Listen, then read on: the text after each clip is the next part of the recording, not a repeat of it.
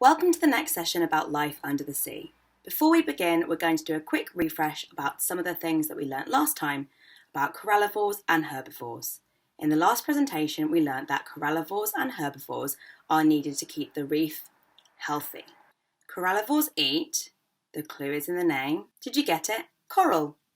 This corallivore is called a butterflyfish. Some of the different species of butterflyfish are also named after animals. Can you remember what animal this butterflyfish is named after? It has big black spots over its eyes. That's it, a panda butterflyfish. Eclipse butterflyfish have this black spot on the back of their body. Why might this be helpful to the survival of this butterflyfish? This is a distraction for predators, as they might think that the black spot is an eye.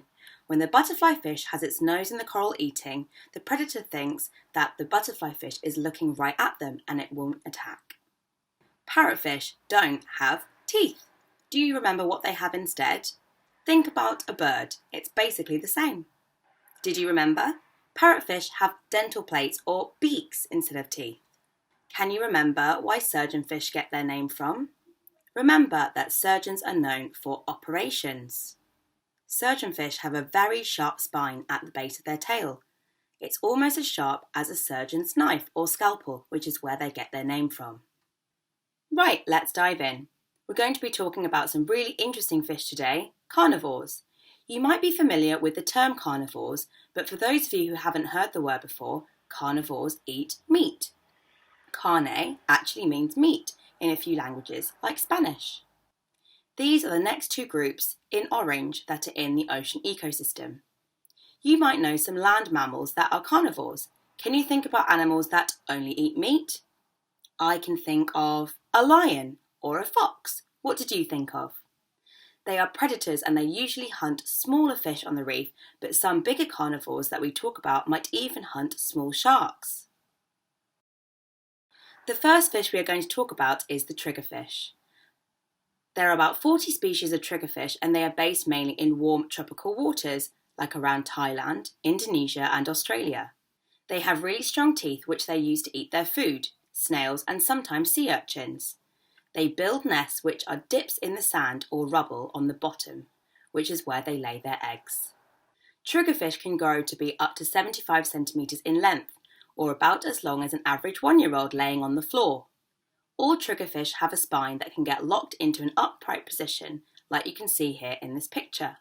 This spine is used to wedge themselves into little nooks and crannies so they can sleep without being dragged out of the coral by predators. Divers will often see this when the triggerfish feels threatened, and it's a sign for the diver to move away.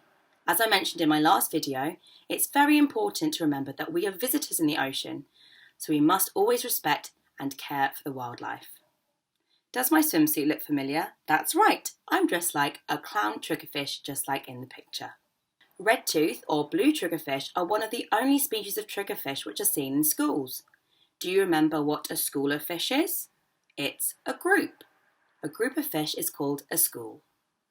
Red-toothed triggerfish form large schools and they eat zooplankton, which are tiny creatures that float in the water.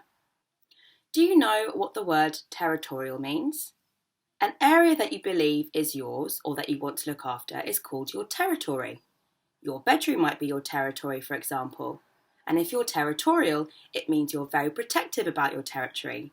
The Titan triggerfish, like this one pictured here, is very territorial. They are often known to chase divers away if you get too close, and they can bump into you or even try to bite you with their big front teeth. The next fish we're going to talk about is the grouper. Grouper average in size from about 30 centimetres all the way up to 3 metres in length for the larger species. They are often referred to as cod or rock cod in some countries, but they're all part of the same family. Grouper are usually quite shy, and when they're out in the open, they'll always be close to somewhere that they can hide, a rock or some coral. They are fairly solitary creatures, which means they like to be by themselves, and they only come together when it's time to reproduce. Some species of grouper might even travel for miles to get to the right place to reproduce. Grouper will eat anything from small crustaceans, like shrimp or crabs, to fish, and sometimes even smaller sharks. Their mouths act like strong hoovers by opening their mouths quickly which sucks their prey into their mouth. Here you can see a peacock grouper eating a butterflyfish. We learned about butterflyfish in our last session. Groupers' mouths are filled with tiny little teeth that cover their jaw, tongue and the roof of their mouth, which hold the prey in place before they are swallowed whole. You can see these little teeth in this picture here of a potato grouper's mouth. Despite how they might look, grouper can move really fast when they want to. They hunt at night, often taking advantage of the confusion around dusk, which is when the sun is setting, where most fish are finding somewhere to sleep to attack their prey. Can you think of any other animals that hunt at night? What about a bat or an owl? Grouper can also get a lot of parasites, which are little bugs which live on their skin and can irritate them or cause them discomfort. This is like when a dog or a cat might get fleas and it itches them like crazy. It can be really uncomfortable. So groupers often spend time on cleaning stations where cleaner fish can eat the parasites off them. Okay, so the final fish we're going to talk about is the Trevally or the jackfish.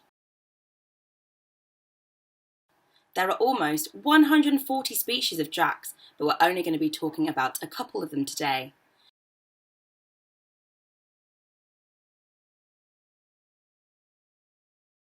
They are really streamlined silvery fish, known for being very, very fast swimming hunters.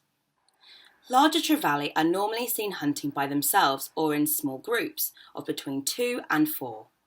Their prey are fish that stray from protection of the reef and sometimes crustaceans like crabs or shrimp. They have forked tails, which indicates that they are normally pelagic. Pelagic means they spend their time in deeper parts of the ocean. Can you say pelagic with me? Pelagic. Pelagic. Now, a little bit of homework for you. I'd love it if you could show off your new learning and teach someone this new word, pelagic. Remember, pelagic. It means a fish that spends most of its time in deeper parts of the ocean. See how you get on. Smaller Trevally or jackfish can often be found in schools on the edge of reefs, and sometimes those big schools can form tornado or hurricane shapes underwater. The giant Trevally, often called the GT by scuba divers, can grow to be over 5 foot in length. That's longer than me. I'm not very long, but still. They're darker silver in colour and can sometimes look black. Like some other fish, Trevally can actually change their colour, which is really cool. Unlike many animals which change colour to camouflage or to blend into their surroundings, these fish actually change colour to communicate or talk to one another. Male big-eyed Trevally change their colour from silver to black when they mate, which you can see in this video here. Great work everyone, we learnt a lot again today. We started by reminding ourselves about some of the corallivores and herbivores that we can find in our oceans. These are the 2 blue sections in the ocean ecosystem here. Then we talked about some different carnivores, big and small. In next week's sessions, we're going to be talking about the apex predators on the reef, sharks. Sharks are one of my favourite creatures in the whole ocean, and I'm really excited to be sharing some cool facts about them with you. As always, there are lots of things that you can do to help protect the ocean, and these are also good for the planet as a whole. There are big things you can do to reduce the amount of plastic you use, like not using plastic bottles and not using straws. Remember, when you're at home, turn off the TV and turn off lights when you're not using them. By reducing the amount of electricity you use, you can actually help the ocean, which is brilliant. Try to look for sun cream that is reef safe. The less ingredients in the sun cream, the better. Try to reduce your carbon footprint. Take public transport, cycle, or walk to get to school if you can. Take only pictures and leave only bubbles. Shells, coral, or ocean souvenirs belong in the ocean, so be sure to leave them at the beach. And finally, if you're in the water diving or snorkeling, remember not to touch the coral or the fish and just to enjoy the view. Thank you for watching. As with last time, there's a downloadable activity pack which is put together by my very clever friend Naomi, with some questions, colouring in and drawing activities. For those of you without a printer, there is again an online quiz available. Don't forget to share pictures of your drawings and colouring in, and let me know if you have any questions about the fish we spoke about in this lesson. And if you're watching on YouTube, please subscribe so you can get notified when the next lesson is available. Thank you and see you next time.